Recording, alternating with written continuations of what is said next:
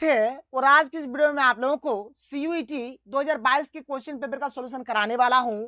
तो आप लोग वीडियो पर बने रहें और अगर आप लोग सीयूईटी का कंप्लीट तैयारी करना चाहते हैं तो आप लोग फटाफट इस चैनल को सब्सक्राइब कर लीजिए और साथ ही साथ बेल के आइकन को प्रेस कर लीजिए। यहाँ पर मैं आप लोगों को 2022 के हिंदी लैंग्वेज पेपर का सॉल्यूशन कराऊंगा और यहाँ से आप लोगों को एक आइडिया मिल जाएगा कि आप लोगों की एग्जाम में किस प्रकार का क्वेश्चंस पूछा जाएगा। इसलिए सबसे पहले यहाँ पर मैं आप लोगों को प्रीवियस ईयर क्वेश्चंस करा रहा हूँ, जिससे आप लोगों को हर एक चीज समझ में आएगा कि क्या आपको पढ़ना है, क्या आपको नहीं पढ़ना है। आगे आप लोगों को कंप्लीट तैयारी कराया जाएगा, बिल्कुल भी आपको टेंशन नहीं लेना है। और देखिए बहुत ही इंपॉर्टेंट बात जो है आपको ध्यान में रखना है। देखो हमारा जो लैंग्वेज पेपर है ना, चाहे कोई सा भी हमारा लैंग्वेज पेपर हो, कोई सा भी लैंग्वेज पेपर हो, इसमें हमें टोटल 50 ठो क्वेश्चंस दिया जाएगा और 50 में से मात्र हमें 40 क्वेश्चंस का ही आंसर देना है। यानी 10 क्वेश्चंस यहाँ पर हमें डिस्काउंट दिया गया है, छूट दिया गया है। 10 क्वेश्चंस आप लोग छोड़ दीजिए, यानी 50 क्वेश्चन में से हमें यहाँ पर 40 क्वेश्चंस का आंसर देना है। टोटल 50 टो क्वेश्चंस रहेगा और हमें 40 टो क्वेश्चंस का आंसर देना है और समय यहाँ पर हमें मिलेगा 45 मिनट। इस बात का भी आप लोग एकदम ध्यान रखिए, 45 मिनट के भीतर आप लोगों को 40 क्वेश्चंस का आंसर देना है। तो चलो शुरू करते हैं, एक एक करके हर एक क्वेश्चन को देखेंगे। देखिए आप लोगों का ना पैसेज भी पूछा जाता है। आप लोगों का जो लैंग्वेज पेपर होगा इसमें आप लोगों का पैसेज भी पूछा जाएगा। 2 ठो पैसेज पूछा जाएगा जहां से आप लोगों को 10 ठो क्वेश्चंस दिया जाएगा। तो यहाँ पर मैं आप लोगों को पैसेज अभी नहीं बता रहा हूँ, लेकिन अगर आप लोगों का रिक्वायरमेंट होता है, अगर आप लोगों को लगता है कि नहीं सर आप पैसेज भी पढ़ाइए, तो आप लोग नीचे कमेंट करके बता दीजिएगा, तो मैं आप लोगों को पैसेज भी बता दूंगा। लेकिन पैसेज के अलावा जो जो क्वेश्चन आएगा यहाँ पर मैं आपको एक एक करके समझाने वाला हूँ। ए टू जेड हर एक चीज को हम लोग यहाँ पर देखेंगे। तो चलिए शुरू करते हैं। देखिए सबसे पहले यहाँ पर एक निर्देश दिया हुआ है, क्या है कि दिए गए वाक्यों में रिक्त स्थानों की पूर्ति के लिए 4 विकल्प दिए गए हैं, उपयुक्त विकल्प का चयन करके रिक्त स्थान भरिए। देखिए यहाँ पर हमें नीचे जो भी क्वेश्चन दिया गया है, यहाँ पर हमें हर एक क्वेश्चन में 4 ऑप्शन दिया गया है। रिक्त स्थान है, जिसे आप लोग देख सकते हैं खाली स्थान है। यहाँ पर हमें 4 ऑप्शन में से ही कोई यहाँ पर एक शब्द भरना है। तो चलो भाई यहाँ पर देखते हैं कि हमारा कौन वाला आंसर होगा किसका। एक एक करके हर एक चीज को देखेंगे। सबसे पहले देखिए हमारे पास जो सबसे पहला जो क्वेश्चन है, क्वेश्चन नंबर 1 क्या है कि सांप्रदायिकता राष्ट्रीय एकता के लिए यहाँ पर खाली स्थान है। तो देखो भाई सांप्रदायिकता जो होता है ना, ये राष्ट्रीय एकता के लिए क्या है, तो एक अभिशाप है। तो यहाँ पर एक का सही उत्तर हो जाएगा ऑप्शन नंबर बी हो जाएगा, अभिशाप इसका राइट आंसर हो जाएगा। एक का राइट आंसर यहाँ पर ऑप्शन नंबर बी हो जाएगा, अभिशाप हो जाएगा। आगे बढ़ते हैं, आगे चलिए क्वेश्चन नंबर 2 देख लीजिए। क्वेश्चन नंबर 2 यहाँ पर क्या है, देखिए क्वेश्चन नंबर 2 क्या है, हैजा एक यहाँ पर खाली स्थान है, रोग है। 4 ऑप्शन दिया गया है, इसका सही उत्तर हो जाएगा ऑप्शन नंबर बी, यानी कि हैजा एक संक्रामक रोग है, संक्रामक रोग हो जाएगा। यानी कि 2 का सही उत्तर क्या हो जाएगा, ऑप्शन नंबर बी हो जाएगा। आगे चलिए क्वेश्चन नंबर 3 देख लेते हैं। देखिए क्वेश्चन नंबर 3 हमारे पास क्या है कि अथक परिश्रम और सतत यहाँ पर खाली स्थान है, चरम सीमा प्राप्त कर सकता है। तो यहाँ पर 3 का जो हमारा राइट आंसर हो जाएगा, 3 का हो जाएगा यहाँ पर ऑप्शन नंबर बी हो जाएगा। क्या हो जाएगा, व्यवसाय। क्या हो जाएगा यहाँ पर, व्यवसाय इसका राइट आंसर हो जाएगा। यानी कि अथक परिश्रम और सतत व्यवसाय चरम सीमा प्राप्त कर सकता है। तो यहाँ पर 3 का सही उत्तर क्या हो जाएगा, ऑप्शन नंबर बी हो जाएगा, व्यवसाय हो जाएगा। यानी भाई बात यही रहा कि अगर आप लोग मैक्सिमम यानी ज्यादा से ज्यादा अगर आप लोग परिश्रम करेंगे तो आपको व्यवसाय में उतना ही आपको सफलता मिलेगा, फल मिलेगा। तो 3 का सही उत्तर यहाँ पर ऑप्शन नंबर क्या हो जाएगा, यहाँ पर ये ऑप्शन नंबर बी इसका सही हो जाएगा। आगे चलिए क्वेश्चन नंबर 4 देख लेते हैं। देख लीजिए क्वेश्चन नंबर 4 यहाँ पर क्या है, मदर टेरेसा का यहाँ पर खाली स्थान है, संसार भर में फैला हुआ है। तो क्या फैला हुआ है बताना है। तो इनका जो है ना यश, क्या इनका यश, इनका जो यश है पूरे संसार भर में फैला हुआ है। मदर टेरेसा का यश संसार भर में फैला हुआ है। 4 का सही उत्तर यहाँ पर ऑप्शन नंबर सी हो जाएगा। आगे चलिए क्वेश्चन नंबर 5 देख लेते हैं। देख लीजिए क्वेश्चन नंबर 5 हमारे पास क्या है, क्वेश्चन नंबर 5 ये भगवान बड़े दयालु है, यहाँ पर खाली स्थान है, सबकी सुनते हैं। तो देखो भाई 4 ऑप्शन है, एक एक करके आप यहाँ पर बिठा बिठा कर देख सकते हो, जो आपका सूट करेगा वही आपका आंसर होगा। तो यहाँ पर वे ज्यादा सूट करेगा, वे सबकी सुनते हैं। 5 का सही उत्तर क्या हो जाएगा, ऑप्शन नंबर ए हो जाएगा, वे सबकी सुनते हैं। तो ये चीज हो गया। आगे चलिए अगला क्वेश्चन देख लेते हैं। देखिए अगला क्वेश्चन क्या है, फिर से यहाँ पर हमें एक निर्देश दिया गया है। इसमें क्या बोला गया है कि दिए गए शब्दों का उचित विलोम शब्द बताने के लिए सही विकल्प का चयन कीजिए। यानी भाई यहाँ पर देखो विलोम शब्द से हमारा क्वेश्चन आ रहा है, ठीक है। ऊपर में तो रिक्त स्थान भरने वाला क्वेश्चन था, यहाँ पर अब हमें विलोम शब्द वाला क्वेश्चन दिया गया है। विलोम शब्द यानी कि उल्टा शब्द। उल्टा शब्द आप लोगों ने पढ़ा होगा, रात का दिन, ठीक है, माता का पिता, पति का पत्नी, सुख का दुख, ये सब आप लोगों ने पढ़ा होगा। तो बस वही सब चीजें भाई विलोम शब्द, उल्टा शब्द जो आप लोगों ने पढ़ा है। लेकिन यहाँ पे थोड़ा भाई लेवल थोड़ा सा टफ है, आपको समझना है, अच्छे तरीके से देखना है। आगे आप लोगों को हर एक चीज का वीडियो मिलेगा। तो यहाँ पे देखो सबसे पहला है स्थूल। तो स्थूल का विलोम यहाँ पर बताना है। तो देखो भाई स्थूल का जो विलोम होता है ना, स्थूल का विलोम हो जाता है सूक्ष्म। स्थूल का क्या होता है विलोम? सूक्ष्म होता है, याद रखिएगा। स्थूल का सूक्ष्म हो जाएगा। और जड़ का क्या होता है? जड़ का हो जाएगा हमारा चेतन। जड़ का क्या होता है? जड़ का चेतन होता है। और घना, घना का हो जाएगा विरल। ये सब चीज आप लोग याद रखिएगा। ये सब हमारा विलोम शब्द होता है, उल्टा शब्द होता है। तो यहाँ पर 6 का सही उत्तर क्या हो जाएगा? ऑप्शन नंबर बी हो जाएगा। यहाँ पर सूक्ष्म इसका राइट आंसर हो जाएगा। 6 का क्या हो जाएगा? ऑप्शन नंबर बी यहाँ पर सही हो जाएगा। आगे चलते हैं, अगले क्वेश्चन को बढ़ते हैं। अगला क्वेश्चन देख लेते हैं। अगला क्वेश्चन फटाफट आप लोग देख लीजिए। क्वेश्चन नंबर 7 देख लो। यहाँ पर क्या है? शोषक। तो शोषक का जो हमारा होता है विलोम शब्द, शोषक का हो जाएगा पोषक। शोषक का क्या हो जाएगा? पोषक हो जाएगा। एक यहाँ पर देखिए शोषित लिखा हुआ है, शोषित का होता है हमारा पोषित। देखो शोषित का बोलता तो हम लोग बोलते हैं पोषित। तो शोषित का अगर पोषित है तो पोषित का क्या हो जाएगा? शोषित हो जाएगा। शोषित हो जाएगा, कोई दिक्कत नहीं है। एक है हमारा सेवक। सेवक का हमारा उल्टा हो जाएगा स्वामी। सेवक का क्या हो जाएगा? स्वामी हो जाएगा। स्वामी का सेवक हो जाएगा। तो यहाँ पर क्वेश्चन में बोला गया है शोषक का, तो शोषक का उल्टा क्या हो जाएगा? पोषक हो जाएगा। 7 का सही उत्तर क्या होगा? ऑप्शन नंबर डी हो जाएगा। ठीक है, शोषक का विलोम क्या हो जाएगा? यहाँ पर पोषक हो जाएगा। देखिए मैं जो नहीं भी दिया हुआ है ना उसके बारे में भी हम लोग यहाँ पर डिस्कस कर लेते हैं कि क्या पता क्या नहीं क्या पूछा जाए, इसलिए आप लोगों को हर एक चीज को कर लेना है। अगर आपके पास व्याकरण का बुक है तो निकालिए, जितना भी विलोम शब्द उल्टा शब्द है सबको आप लोग पढ़ डालिए। इसके बाद आगे चलते हैं। आगे देखिए अगला जो है यहाँ पर हमारे पास, यहाँ पर बोला गया निषेध। निषेध का यहाँ पर हमें उल्टा शब्द बताना है। तो निषेध का जो हमारा यहाँ पर उल्टा शब्द हो जाएगा, निषेध का होता है विहित। क्या हो जाएगा? विहित। 8 का सही उत्तर यहाँ पे क्या हो जाएगा? ऑप्शन नंबर ए हो जाएगा। 8 का यहाँ पर ऑप्शन नंबर ए हो जाएगा, विहित इसका राइट आंसर हो जाएगा। आगे चलो भाई अगले क्वेश्चन की ओर बढ़ते हैं। अगला क्वेश्चन देख लीजिए। अगला क्वेश्चन यहाँ पर क्या है देख लीजिए। यहाँ पर अगला क्वेश्चन है प्रतीचि। प्रतीचि का यहाँ पर बताना है कि उल्टा शब्द यहाँ पर क्या हो जाएगा। तो प्रतीचि का जो यहाँ पर उल्टा शब्द हो जाएगा हमारा, 9 का सही उत्तर हो जाएगा ऑप्शन नंबर सी हो जाएगा, प्राची। प्रतीचि का क्या हो जाएगा? प्राची हो जाएगा। 9 का सही उत्तर ऑप्शन नंबर सी हो जाएगा। आगे चलिए क्वेश्चन नंबर 10 देख लेते हैं। क्वेश्चन नंबर 10 है कि आवृत। आवृत का यहाँ पर उल्टा पूछा गया है। तो आवृत का जो हमारा यहाँ पर उल्टा हो जाएगा, आवृत का हो जाएगा अनावृत। 10 का सही उत्तर क्या हो जाएगा? ऑप्शन नंबर सी हो जाएगा, यहाँ पर अनावृत हो जाएगा। 10 का यहाँ पर ऑप्शन नंबर सी राइट हो जाएगा। क्वेश्चन नंबर 11 की ओर चलते हैं। क्वेश्चन नंबर 11 देख लीजिए। देखिए क्वेश्चन नंबर 11 क्या है कि रिजु का विलोम शब्द होगा। तो रिजु का विलोम शब्द होता है वक्र। रिजु का क्या हो जाएगा? वक्र हो जाएगा। यहाँ पर देखिए सरल है, सरल का उल्टा हमारा क्या होता है? सरल का उल्टा होता है कठिन। इस बात का भी आप लोग ध्यान रखिएगा। आगे चलते हैं, क्वेश्चन नंबर 12 देख लेते हैं। देखिए क्वेश्चन नंबर 12 हमारे पास क्या है कि गौरव का विलोम शब्द है। तो गौरव का विलोम शब्द हो जाएगा लाघव। क्या हो जाएगा? लाघव। 12 का सही उत्तर क्या हो जाएगा? यहाँ पर ऑप्शन नंबर ए हमारा राइट आंसर होगा। देखो भाई यहाँ पर एक लघु दिया हुआ है, लघु का हमारा उल्टा होता है दीर्घ। लघु का क्या होता है? दीर्घ होता है। इस बात का आप लोग ध्यान रखिएगा। आगे चलिए फिर से देखिए यहाँ पर हमें एक निर्देश दिया हुआ है और क्या है देख लेते हैं। यहाँ पर बोला गया कि दिए गए समोच्चारित भिन्नार्थक शब्द युग्मों के सही अर्थ भेद के लिए विकल्प का चयन कीजिए। देखिए मतलब यहाँ पर किस प्रकार का क्वेश्चन आप लोगों को मिलेंगे। देखिए जैसे क्वेश्चन 13 है, देखिए यहाँ पर एक जगह पे लिखा हुआ है अब्ज और एक जगह पे लिखा हुआ है अब्द। मतलब यहाँ पर जौ है तो यहाँ पर दौ है, बस थोड़ा सा अंतर है। इसी प्रकार से आप लोगों को थोड़ा थोड़ा अंतर मिलेगा और थोड़ा ही अंतर में इसका अर्थ भी मतलब अलग हो जाता है और आप लोगों को यहाँ पर इसका अर्थ ही बताना है। तो देखो भाई जैसे यहाँ पर अब्ज है तो अब्ज मतलब होता है कमल। अब्ज माने क्या होता है? अब्ज माने होता है कमल। और यहाँ पे क्या है? अब्द है तो अब्द माने होता है हमारा, अब्द माने होता है वर्ष। क्या होता है? वर्ष होता है। तो 13 का सही उत्तर क्या हो जाएगा? ऑप्शन नंबर ए हो जाएगा, कमल और वर्ष इसका राइट आंसर हो जाएगा। आगे चलिए क्वेश्चन नंबर 14 देख लेते हैं। देख लीजिए क्वेश्चन नंबर 14 यहाँ पर जो हमें दिया गया है। ठीक है, क्वेश्चन नंबर 14 क्या है कि अपर है। देखिए ये अपर है और ये अपार है। अपर है और अपार। देखिए अपार माने होता है असीम। अपार माने क्या होता है? असीम। और अपर माने होता है दूसरा। तो 14 का सही उत्तर क्या हो जाएगा? यहाँ पर हमारा 14 का हो जाएगा, ऑप्शन नंबर बी हमारा राइट आंसर हो जाएगा। आगे चलिए क्वेश्चन नंबर 15 देख लेते हैं।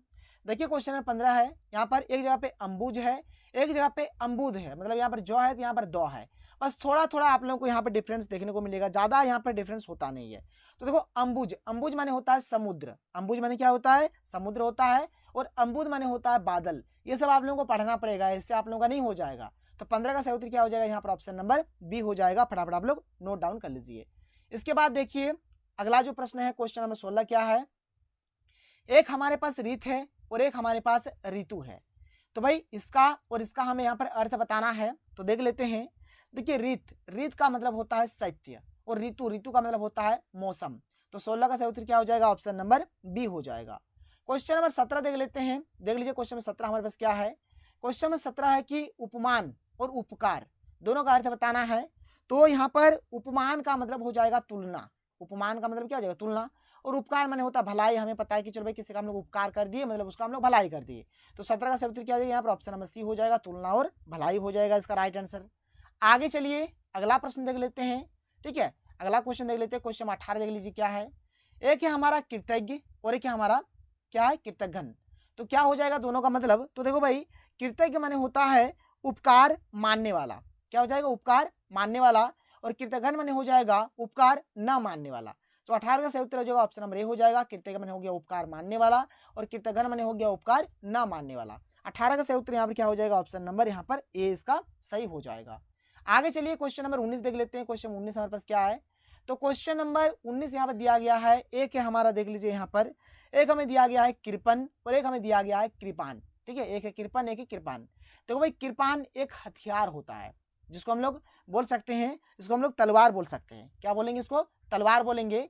तो कृपान माने हो गया तलवार, और कृपन माने, कृपान माने हो गया तलवार, और कृपन माने हो गया आप लोगों का कंजूस। तो 19 का सही उत्तर क्या हो जाएगा, ऑप्शन नंबर बी हो जाएगा। एक बात आप लोगों को ध्यान में रखना, देखिए सबसे पहले कृपन है, कृपन, तो कृपन का अर्थ आप लोगों को पहले लिखना है। जैसे कृपन का मतलब क्या हो गया, कृपन का मतलब हो गया कंजूस, तो पहले हम लोग कंजूस को लिखेंगे, उसके बाद जैसे कृपान माने होता है तलवार, उसके बाद हम लोग तलवार को लिखेंगे। इस बात का भी आप लोग ध्यान में रखिएगा, नहीं तो आप बोलिए सर देखिए यहाँ पर भी तलवार है, कंजूस, इस पे टिक कर देते, नहीं भाई इस पे मत टिक करो, क्योंकि पहले कृपान है ना, तो कृपान माने कंजूस होता है, पहले कंजूस को लिखना है।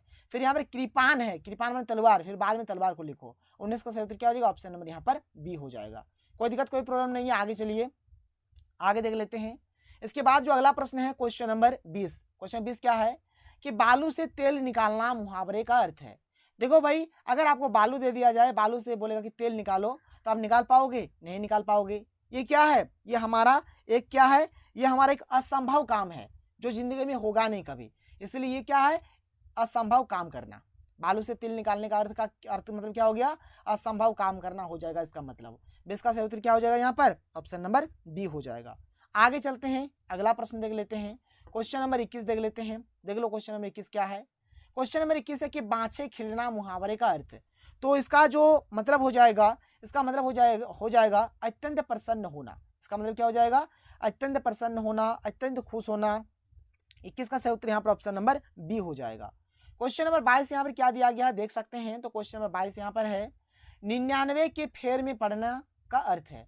99 के फेर में पढ़ना, इसका जो अर्थ हो जाएगा, इसका अर्थ हो जाएगा धन संग्रह की चिंता में पढ़ना। मतलब धन संग्रह का चिंता रहेगा कि पैसा हम लोग कहाँ से इकट्ठा करेंगे, किस प्रकार से पैसा बचाएंगे, तो कुछ इस प्रकार से यहाँ पर रहेगा।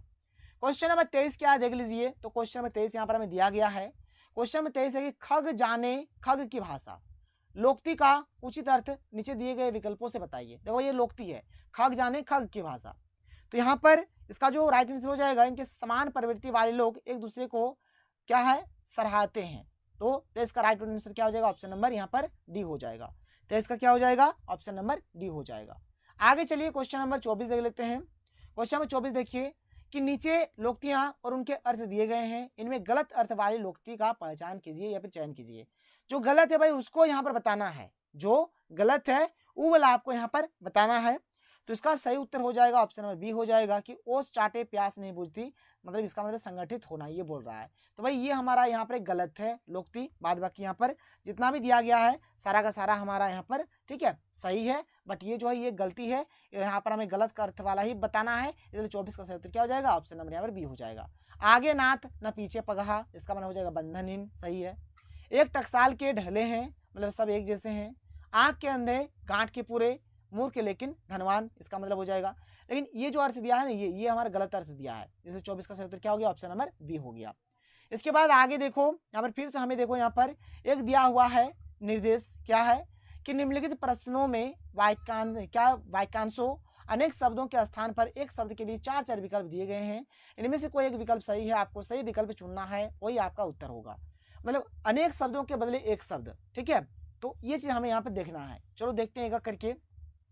सबसे पहला जो है यहाँ पे देख लेते हैं कि ईश्वर को नहीं मानने वाला, जो ईश्वर को नहीं मानता है भाई, उसको हम लोग नास्तिक बोलते हैं, उसको हम लोग क्या बोलते हैं, नास्तिक बोलते हैं। जो ईश्वर को, जो भगवान को नहीं मानता है, उसको हम लोग नास्तिक बोलते हैं। और जो भगवान को मानता है उसको हम लोग क्या बोलते हैं, उसको हम लोग बोलते हैं आस्तिक, उसको क्या बोलते हैं, आस्तिक बोलते हैं। और जो भगवान को नहीं मानता उसको क्या बोलते हैं, नास्तिक बोलते हैं। एक है हमारे यहाँ पर देखो अधर्मी है, अधर्मी माने हो जाता है कि जो धर्म के काम नहीं करते, ठीक है, अधर्मी माने क्या हो जाएगा, जो धर्म के काम नहीं करते, के काम नहीं करते, मतलब जो धर्म के काम नहीं करते उसको हम लोग क्या बोलेंगे, अधर्मी बोलेंगे, ठीक है। एक है हमारा दुराचारी, दुराचारी किसको बोलेंगे, गलत आचरण करने वाला जो है उसको हम लोग क्या बोलेंगे, दुराचारी, गलत आचरण करने वाला, आचरण करने वाला, करने वाला। तो ये सब चीज आप लोग याद रखिएगा। तो 25 का सही उत्तर यहाँ पर ऑप्शन नंबर डी हो जाएगा। आगे चलिए क्वेश्चन नंबर 26 देख लेते हैं। क्वेश्चन नंबर 26 अभी मैंने आप लोगों को बताया कि ईश्वर में विश्वास करने वाला, ईश्वर में जो विश्वास करता है उसको क्या बोलते हैं भाई, उसको बोलते हैं आस्तिक, उसको क्या बोला जाता है, आस्तिक बोला जाता है। एक है हमारा भक्त, भक्त माने होता है, भक्त का क्या हो जाएगा कि अनुराग, अनुराग रखने वाला, अनुराग रखने वाला को क्या बोला जाता है, भक्त बोला जाता है। 26 का यहाँ पर जो है ये ऑप्शन नंबर जो सी है, इसके लिए यहाँ पर मैंने आप लोगों को समझा दिया। देख लो कि अनुराग रखने वाला को क्या बोला जाता है, भक्त बोला जाता है। और 26 का राइट आंसर हो जाएगा ऑप्शन नंबर ए हो जाएगा, आस्तिक इसका सही उत्तर हो जाएगा। ईश्वर में जो विश्वास रखता है उसको आस्तिक बोलते हैं, और ईश्वर में जो विश्वास नहीं रखता है उसको नास्तिक बोलते हैं। इसके बाद जो अगला प्रश्न है क्वेश्चन नंबर 27 क्या है कि पेट की अग्नि, पेट की अग्नि को यहाँ पर क्या बोला जाएगा, तो पेट की अग्नि को बोला जाता है यहाँ पर क्या बोला जाएगा, तो जठराग्नि, ठीक है। 27 का सही उत्तर क्या हो जाएगा, ऑप्शन नंबर सी हो जाएगा, यहाँ पर ऑप्शन नंबर सी हो जाएगा। इसके बाद देखो भाई यहाँ पर जैसे कि यहाँ पर क्या है दावाग्नि, तो दावाग्नि मैंने हो जाएगा जो वन की जो अग्नि है, वन की जंगल की जो अग्नि है उसको क्या बोलेंगे, दावाग्नि बोलेंगे। एक है हमारे वड़वाग्नि, ठीक है, वड़वाग्नि किसको बोलेंगे, तो समुद्र में जो आग लगता है, समुद्र में लगी आग, समुद्र में लगी आग, समुद्र में लगी आग को क्या बोला जाएगा, समुद्र में लगी आग को बोला जाएगा वड़वाग्नि, ठीक है। एक है हमारा मंद अग्नि, क्या है, मंद अग्नि, मंद अग्नि में होता है कि पाचन शक्ति का कमजोर होना, पाचन शक्ति का कमजोर होना, शक्ति का कमजोर होना, कमजोर होना। तो ये सब चीज आप लोग जान लीजिए, इसको हम क्या बोलेंगे, हम लोग मंद अग्नि बोलेंगे। आगे देखिए अगला जो यहाँ पर है क्वेश्चन 28 क्या है, क्वेश्चन 28 है कि दिशाएं ही जिनके वस्त्र हैं, दिशाएं हैं जिनके वस्त्र है इसको बोला जाता है दिगंबर, क्या बोला जाता है इसको, दिगंबर। 28 का सही उत्तर क्या हो जाएगा, ऑप्शन नंबर डी हो जाएगा, दिगंबर बोला जाएगा। देखो भाई एक है हमारा विश्वम्भर, तो विश्वम्भर किसको बोला जाएगा, तो विश्व का भरण पोषण करने वाला, जो पूरे विश्व का भरण पोषण करता है उसको क्या बोलेंगे, विश्वम्भर बोलेंगे। और विश्व का भरण पोषण कौन करता है भाई, तो विष्णु जी करते हैं, भगवान विष्णु जी करते हैं। तो एक चीज आप लोग याद रखिएगा कि विश्वम्भर किसको बोला जाएगा, जो पूरे विश्व का भरण पोषण करता है उसको विश्वम्भर बोलेंगे। एक है हमारा दिक्पाल, क्या है, एक है हमारा दिक्पाल, दिक्पाल माने होता है 10 दिशाओं का पालन करने वाला, जो 10 दिशाओं का पालन करता है उसको क्या बोलेंगे, दिक्पाल बोलेंगे।